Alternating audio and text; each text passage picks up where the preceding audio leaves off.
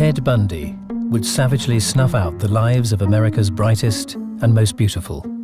It was almost as if he was on a mission. The dispatcher said, "Sarge, we've got 2 dead and 2 dying." A charismatic killer who fooled even his closest friends.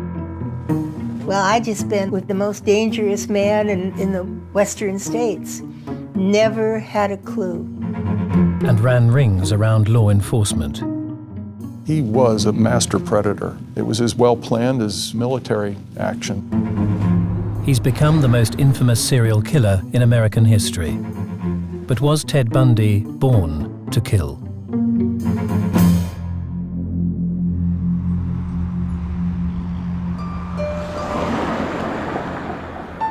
Ted Bundy was born Theodore Robert Cowell in 1946 at the Elizabeth Lund Home for Unwed Mothers in Vermont. 22 years old at the time, his mother Louise faced the social stigma of having a child out of wedlock to a mysterious absent father. In order to protect his mother, her parents felt that they could not acknowledge the 3 months that she had spent in the Home for Unwed Mothers in Vermont. So he was raised believing that his grandparents were his parents, his mother was his older sister, and in his life, that had to have been very confusing to him. He didn't know who he was. When Ted was 4, the mother he thought of as his sister took him to Tacoma, Washington, to start a new life. There she married a military cook, Johnny Bundy, who adopted Ted as his own. It was in this environment of half-truths and uncertainty that Ted Bundy grew up.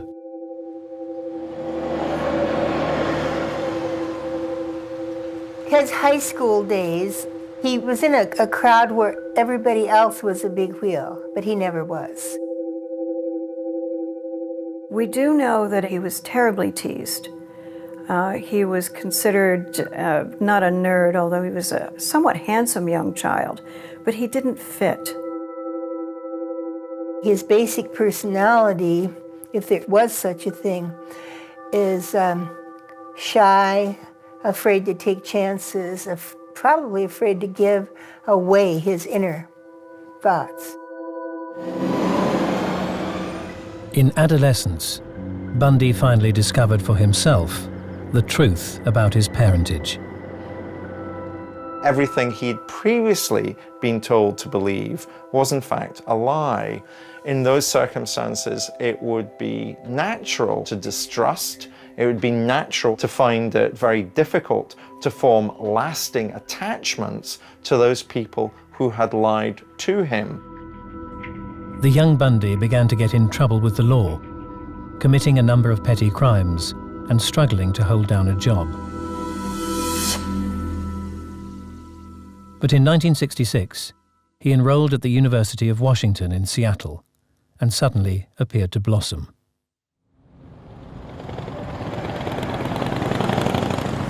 He was considered charming, he was considered well-dressed, he was considered educated, and at that time, that was the only thing that people really paid much attention to. Ted was popular at the University of Washington. His professors thought he was great, that he was brilliant. Research has shown that the prettier people get the better grades and the better placements, and the not so pretty people don't do quite so well. And that, I think, came to the point where people, because he was such a handsome young man, basically overlooked any type of emptiness that was the core of him. Anne Rule, now a best-selling author, was a volunteer at the Crisis Clinic, a suicide helpline, when she met the attractive, charismatic young Bundy. Ted and I would work as a team. Ted was wonderful on the phone. He sounded caring. He was interested in people. I can still picture him hunched over the desk with a phone to his head. And many times we saved lives, which seems very ironic to me now. But I got the sweet Ted. and who would walk me out to my car at 2 in the morning when my shift was over. And he'd say, Ann, please lock the doors. I don't want anything bad to happen to you on the way home. Well, I'd just been locked up with probably the most dangerous man in the Western states. Never had a clue. Dan Lazares, a young law student, shared the same boarding house as the seemingly bright and gifted Bundy. The Ted Bundy that I knew, there were things about him that were special, I would want to say. Charisma. I remember thinking what a handsome man he was, and probably wistfully myself, wishing that I were so. I remember him being well-spoken, intellectual, unassuming, arrogant but unassuming, in the sense of, I would say, disarming. While Ted was at the university, he met the woman of his dreams, and he told me, she's everything I want. She was beautiful, she was rich, she was popular, and he was really in love with her. But after more than a year's romance, Bundy's dream girl began having second thoughts. She realized that Ted wasn't going anyplace. He didn't have any real, he'd talk about politics and he'd talk about being a lawyer, but he really wasn't going anyplace. He wasn't carrying out things. And she broke off with him.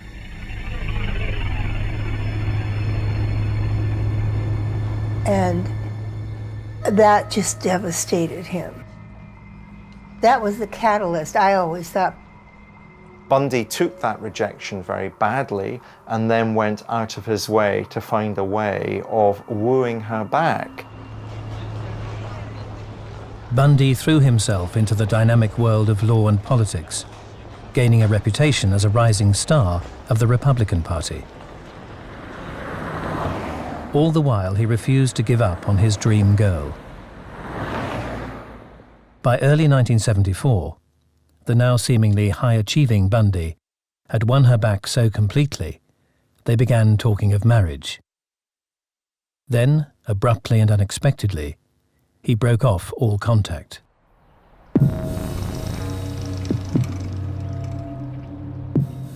On the 1st of February 1974, beautiful and musically gifted 21-year-old student Linda Ann Healy had been due to record her daily ski report for the local radio station. She never arrived, nor did she turn up for classes that day. When she finally failed to show for a family meal, her housemates began to worry. The police were called, and what they discovered was puzzling. She disappeared.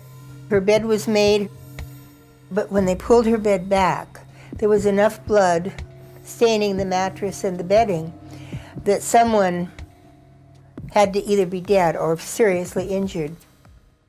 She had been in her nightgown because there was blood around the back of her nightgown. He'd taken that off and dressed her. She was just gone. Over the next 6 months, the Seattle police wrestled with the mystifying disappearance of the 21-year-old. Then one after the other, more young female college students began vanishing. 19-year-old Donna Mason was last seen heading to a concert. She never got there. 18-year-old Susan Rancourt disappeared as she walked across Ellensburg, Washington State College campus at night. 22-year-old Roberta Parks vanished from Oregon State University.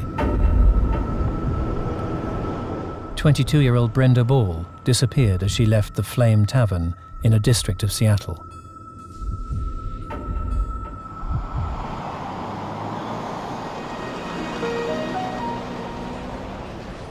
And 18-year-old Georgianne Hawkins, who was only days away from completing her first year of studies, mysteriously vanished as she walked between sorority houses after visiting fellow students. All she had to do was come down 4 houses between that and her house. She never got down. Each victim had centre-parted, long dark hair. Each was slim, attractive and bright. Each resembled Bundy's dream girl. Generally, there is a lot of similarity among victims of serial killers. Serial killers in general have a type. It was almost as if Bundy was trying to gain revenge over this particular woman, a particular class, a particular type of woman. It was almost as if he was on a mission.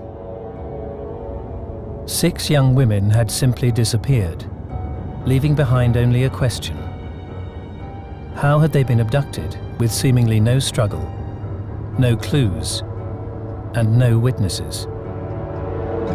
As Bundy's reign of terror continued, the chilling answer would be revealed.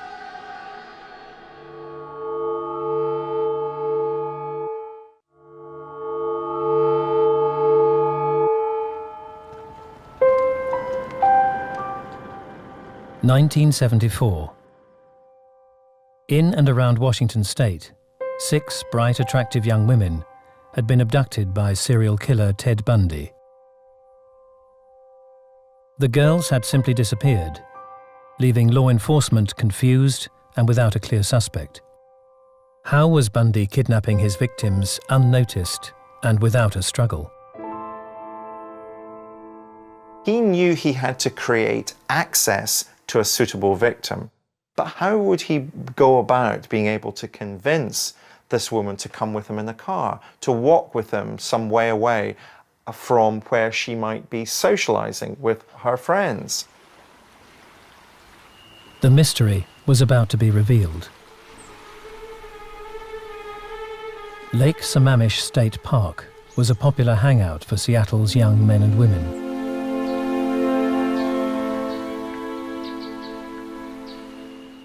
On July the 14th, 1974, teenager Dawn Sanders was one of many young girls heading to the lake. Well, it was a nice, sunny, warm Sunday afternoon.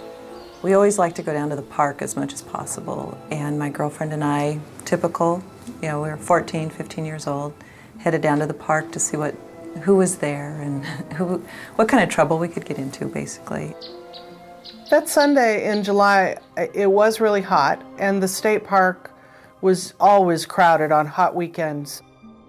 They would line up in their cars trying to get one of the few parking spots at the state park, and it's a very large park. It's one of the busiest in the state. A friend of ours was approached by a young man in a cast. He asked her to help him get something off the roof of his car. The girl was one of several to be approached by a man with what looked like a broken arm. She was 17, beautiful, shoulder-length brown hair, brown eyes.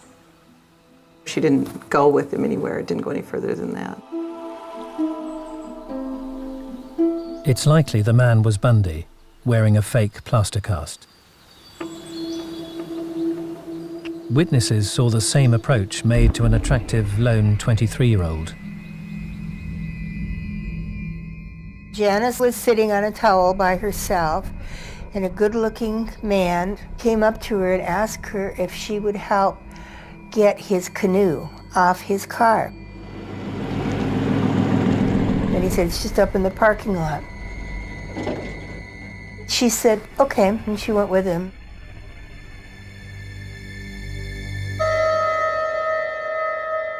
That's the last time she was seen.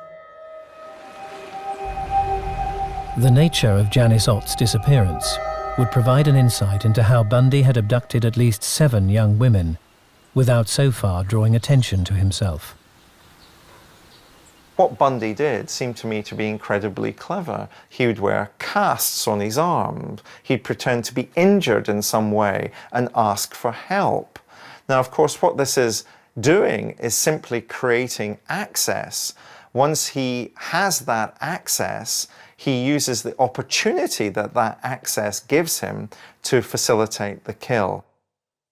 But the extraordinary events of the hot July day would not end with the disappearance of Janice Ott. Only hours later, as 40,000 people revelled in the sunshine, Bundy was back and roaming freely amongst them. A little later in the afternoon, Denise Naslund was there with her boyfriend and another couple. And she had to go to the restroom, and it's kind of a concrete little box sitting off by itself.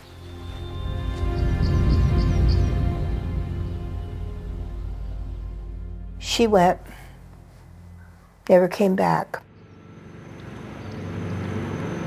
Bundy had abducted 2 young women from the same busy location on the same day in broad daylight. The psychological gain that he got from the first murder wasn't enough to sustain him. He needed more.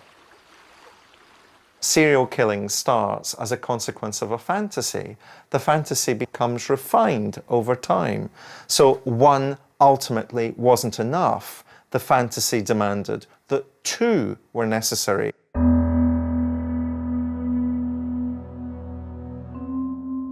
Using helicopters and dogs, the police began a massive search of some 400 acres around Lake Sammamish Park. Not a trace was found. The girls had simply disappeared. I recall her boyfriend, who'd been at the park with her that day. I remember him being there during the search and leaning on his car and just crying, just sobbing that it was, fearing the worst.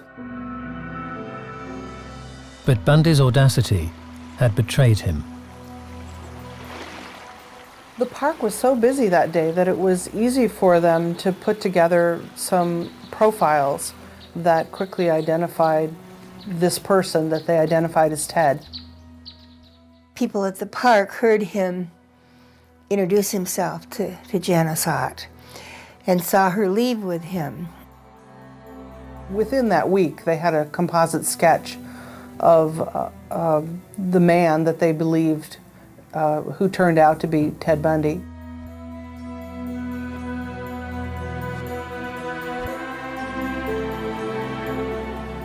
When I look back on that day now, I don't remember it as innocent as it was. Despite having a name and description for the suspect, no one who knew him would connect the charismatic young Ted Bundy with the man who'd now abducted at least 8 women. My friend and myself commented when it came up that summer that there was a clue of somebody by the name of Ted that had a Volkswagen. And we commented and joked that, maybe it's Ted because he's never here. But of course, that was really something we didn't consider because of his characteristics. You would never imagine that he would be involved in something like that. If serial killers came with horns on their heads, we could avoid them. Unfortunately, serial killers are often very charming, very seducing. So we shouldn't imagine somehow serial killers are Hollywood devils, because actually it's the banality of evil that we're dealing with in serial killers. By mid-September 1974, Bundy was on the move. He headed to Salt Lake City, where he'd enrolled at the University of Utah to study law. He went to Utah, and girls started disappearing in Salt Lake City suburbs around there, much in the same way that girls had been disappearing in Washington State. Over the next 3 months, 4 young girls were discovered sexually assaulted and murdered. Bundy was seemingly unstoppable. It was as well planned as a military action. Every time he selected a murder to do, he had procedures that he followed. He had certain tools that he brought with him. He had everything laid out completely, and he thought through all this stuff. He did very well at getting away and avoiding being arrested and avoiding law enforcement. He was a master predator. But in November 1974, Bundy made his first major mistake. He attempted to kidnap a young woman named Carol Durant in Salt Lake City. alleged to her that he was a police officer, that there had been an attempt to steal her car. And when they couldn't get into a back door of the mall where he said was the police substation, he took her over to his Volkswagen and attempted to drive away with her. She figured something was happening when he tried to handcuff her, jumped out of the car, of the moving vehicle, and was able to escape. Carol DeRonch had escaped, but her attacker was still on the loose. Over the next 7 months, 6 more young women were abducted in Utah and neighboring Colorado. But on August the 16th, Bundy's luck finally ran out. An off-duty Utah State police officer saw him prowling around a neighborhood in the Volkswagen, stopped him. They charged him with possession of burglary tools. Were able to use his photograph in a photographic lineup, and Carol DeRonch was able to pick him out. Ted Bundy had been caught.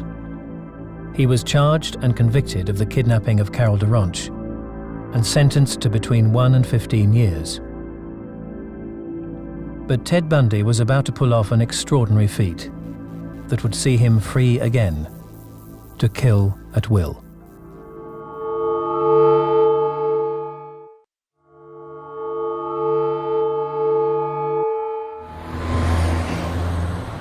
In 1977, Ted Bundy had been convicted for the attempted kidnapping of Carol DeRonch in Utah. Police were now convinced Bundy was a serial killer and moved him to Colorado to face charges for the abduction and murder of 24-year-old Karen Campbell in Snowmass. Bundy was to be tried in Aspen. If convicted, he would face the rest of his life behind bars. But Ted Bundy had other plans. He petitioned the courts to allow him to defend himself, and by doing so, required that they would take him out of the setting of as a normal inmate and put him into, say, the law library or places that weren't as secure as what his cell might be. On June the 7th, 1977, during a recess in the case, Bundy asked to be allowed access to legal research material. He was acting as his own counsel. He was working in the law library in the courthouse. He jumped out the window and fled. Bundy had outwitted his captors and was free. He blended into the crowds on the busy Aspen streets and headed for the surrounding mountains. Bundy would interpret that as his ability to overcome the criminal justice system. He would see himself as cleverer than all those police officers, all those detectives who allowed him access to the library so that he could do research for his upcoming court case. For the next 8 days, Bundy hid in the wilderness, sheltering in disused cabins and stealing food from campers, while embarrassed law enforcement frantically searched for him. There is a self-centeredness about serial killers where they see themselves as the most clever, as the most talented, the most intelligent, because the whole world revolves around them. After days in the wild, Bundy audaciously walked back into Aspen and stole a car. But his luck was about to run out. He had approached a police roadblock and was observed. They went back when he U-turned, went back and chased him down, placed him under arrest. Bundy was returned to Garfield County Jail in Glenwood Springs, Colorado. Security was raised, and authorities were confident they had the prisoner safely interred. Again, Bundy had other ideas. He was always thinking. You had to keep that in mind when you dealt with him. On December the 30th, 1977, Ted Bundy made his move. He lost weight. He was able to move aside a neon light fixture, slid up through the ceiling, went over to the ceiling of a closet into the jailer's home, and dropped in there. By the time his jailers discovered he was gone, Bundy was already 1,000 miles away in Chicago. After spending New Year's Eve in a bar in Ann Arbor, Michigan, Bundy took a bus to Tallahassee in Florida. With a new identity, he rented a room in the Oaks Lodging House in the heart of the Florida State University student area. After 18 months of imprisonment, Bundy's scheming had paid off. He'd made fools of the law and was finally free. But for Ted Bundy, it wasn't enough. Serial killers love being at the heart of the drama that's unfolding around them. When Bundy moved to Florida, he no longer had the status that he was able to follow vicariously in the print or broadcast media, as he would have been able to do in Utah, in Colorado, or Washington. He was a nobody again, rather than a somebody, and that's what Bundy ultimately wanted to be. So he has to do something again to gain the attention that he craves, so he can demonstrate his gross form of power over the culture that he abhors. In the early hours of January the 14th, 1978, just 1 week after arriving in Tallahassee, Ted Bundy struck again. About 3 o'clock in the morning, a young woman named Nita Neary was returning to her sorority house. She entered the downstairs. She saw a man run out of the house, carrying what appeared to be a stick in his hand. She went upstairs and awoke the sorority president when Karen Chandler walked out of her room. They turned to Karen and said, "Did you see?" and realized that Karen was bleeding. Jim Sewell was a sergeant and assistant to the chief of police when his phone rang that night. The dispatcher called and said, "Sarge, we've got 2 dead and 2 dying."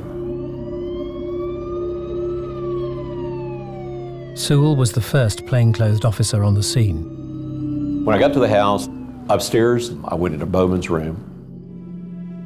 Margaret Bowman had been strangled and was dead upon review by our officers. A nylon stocking was tied tightly around Margaret Bowman's neck. She'd been clubbed with a branch, so hard that her skull had been shattered. It was everything you think about a beating victim, what she would say. Across the hall, another victim was discovered. Lisa Levy, she had also been beaten and appeared to be strangled. 20-year-old Lisa Levy was in bed, dead, lying on her side, the covers pulled up over her shoulders. She'd been sexually assaulted with an object. The attack had been savage. Lisa had also been bitten on the breast and on the buttocks. 2 more girls, Karen Chandler and Kathy Kleiner, had also been bludgeoned. They only just survived the brutal attack. All the built-up feelings burst out in a shark frenzy in that sorority house. There was a shark frenzy. The serial murderer doesn't have boundaries, so it's as if a trigger is set off and they become not angry, they become rageful, to the point that when you see the viciousness of the killings that they commit, you're taken aback. You think, well, how could this mild-mannered person do such horrendous things to another person, a human being? It had been just 2 weeks since Bundy had escaped from Colorado.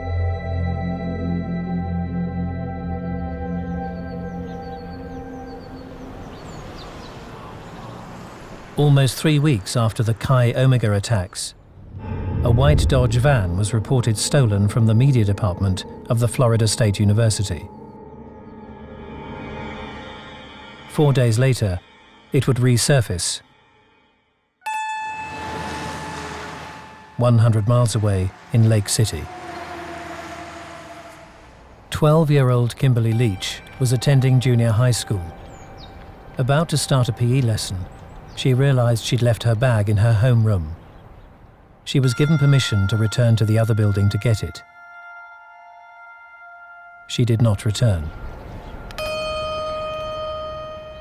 That morning, a witness saw a young girl, close to tears, being pushed into the passenger seat of a white van by a scowling man. He assumed him to be an angry parent. That same morning, another witness saw a white van swerving, almost out of control, on the highway, the angry driver shouting towards the passenger seat. Just days later, the white van that had been stolen from the university in Tallahassee was recovered. Whoever had driven it had driven some 500 or so miles. And we found signs of trauma in there. There were branches and leaves and hair and fiber evidence. A price tag with a $26 figure on it. We think that he went by Green Acres Sporting Goods store and bought a very large knife, which was a hunting knife. And we believe that he used that when he killed Kimberly. It would be 2 months before police officers discovered Kimberly's 12-year-old body dumped in an unused pig pen in woods 25 miles from her home.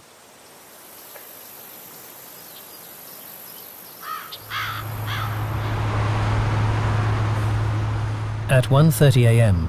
on the 15th of February in Pensacola, Florida, a man was spotted in his VW Bug, acting suspiciously. An individual driving a Volkswagen was kind of loitering behind some stores over in Pensacola, was observed by a police officer in Pensacola, tried to stop him.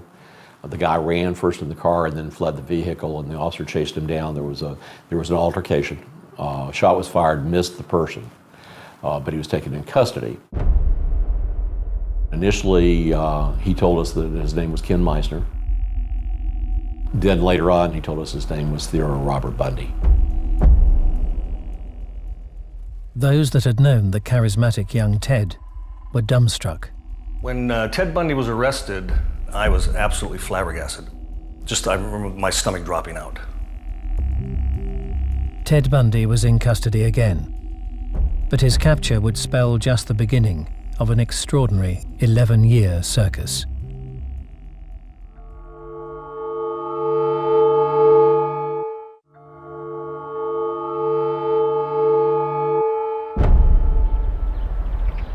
(1979), Florida. Ted Bundy had abducted and murdered dozens of young women across 5 different states and escaped from capture twice. Now he would stand trial.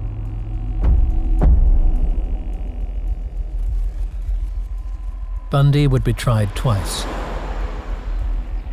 First for the brutal attacks on the students in the Chi Omega sorority house in Tallahassee. Then for the kidnap and murder of 12-year-old Kimberly Leach in Lake City.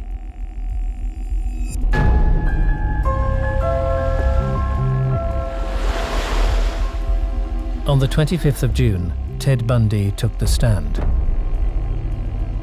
Please state your full name for the record. Theodore Robert Bundy. The former law student, against the advice of his counsel, had decided to defend himself. Serial killers are desperate to be at the heart of the story. Defending yourself clearly is going to allow you to draw a great deal of attention to yourself. And Bundy, of course, had this fantasy that he was a very good law student and could have been a good lawyer. This is all part of the fact that serial killers often operate on a surface level. They don't have the depth to commit to a period of studying for a law degree. So it's all surface, it's all froth, it's all fantasy. But by engaging in that fantasy, by defending himself, he's at the heart of things. You say you knew Theodore Robert Bundy on August 16, 1975?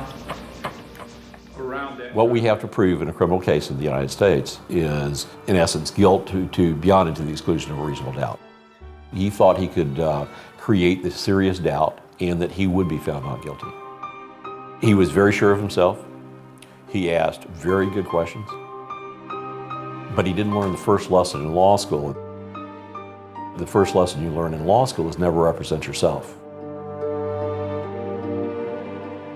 Defending himself, Bundy chose to cross-examine vulnerable witnesses and victims, a tactic that forever damaged his image in the eyes of the jury.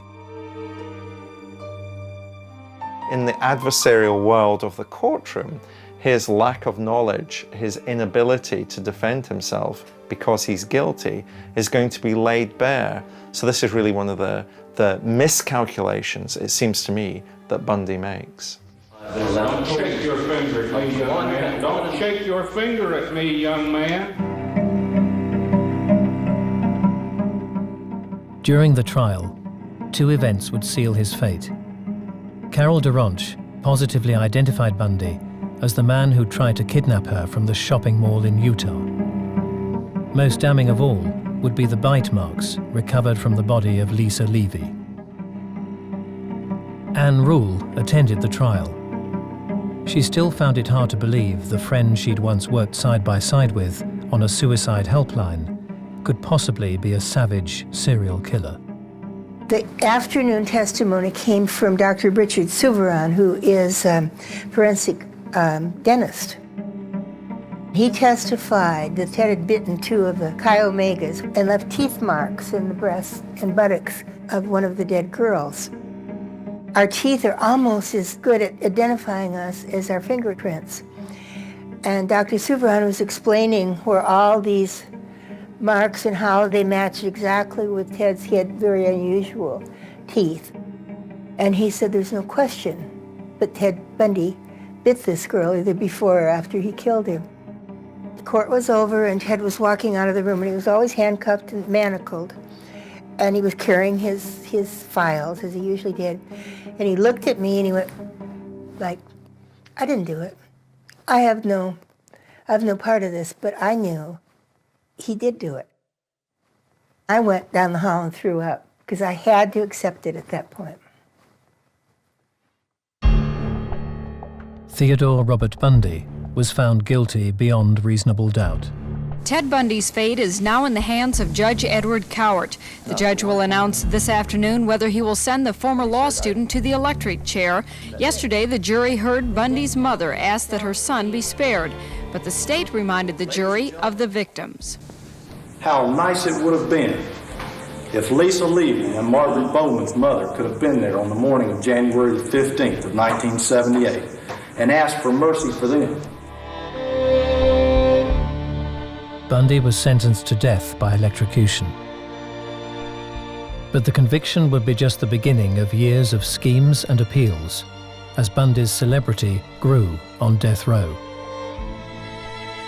When he would talk to you, you'd have one face that would be looking at you, but you always felt like there was a game going on. Law enforcement had lists of missing girls that they and their families wanted information on. But all the while, Bundy continued to plead his innocence.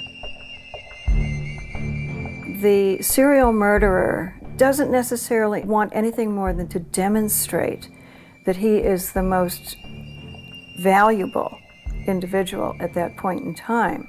Getting them all wound up, getting them to the point where they're frenetic about getting him to confess to his crimes. But all the time, he is in total control of his world. And that's basically what it is, total control of the world. Only when facing almost certain execution, after 11 years on death row, did Bundy finally start to confess. He lied to his family about it. His mother and his wife at that time completely thought he was innocent. And in the last couple days, he told them the truth, that he had committed these murders. It wasn't a big humanitarian effort on his part. He wanted something out of it, and I'm sure it was probably, if it only took prolong his life for another few weeks or whatever it was, that he was able to manage.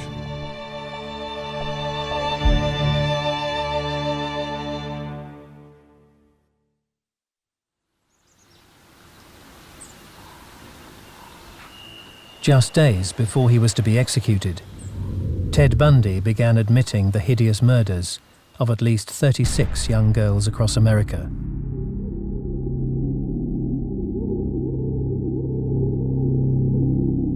He had dumped many of the bodies in the mountains or in woods, and he had often returned to them to commit necrophilia.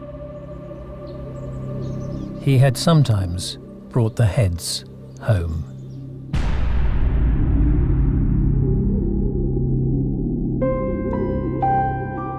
Ted Bundy was executed by electrocution on the 24th of January 1989. But was this killer of innocent young women created by nature or nurture? Was he damaged as a child by the lie that his mother was his sister? Was his latter rejection by his dream girl the catalyst for his crimes? Or was Ted Bundy simply born to kill? I've never wanted to believe in the bad seed, that a child is doomed from the beginning. But if a child with the tendency to violence is born into an abusive household, then you have the perfect soil to grow a sadistic sociopath. He wasn't crazy. He was not crazy. He knew what he was doing. He covered his tracks. But he was addicted. There seems to be some indication that even when he was a child, he had no real close emotional attachment to anyone. The basic personality is there when the child is born. It's acted upon by the environment. So was he born to kill? There had to be something in this child's genetic makeup that said, all you need is this certain environmental trigger, and then you'll be able to start your fate. I've absolutely no doubt that Ted Bundy had a set of circumstances in his childhood which were very unusual and potentially incredibly damaging. Ted Bundy was not born to be a serial killer. It was a choice that he made as he grew up and felt that there was no other way of resolving some of his underlying psychological problems. Bundy himself gave Corrections Officer Paul Decker a chilling insight into the motives for his crimes.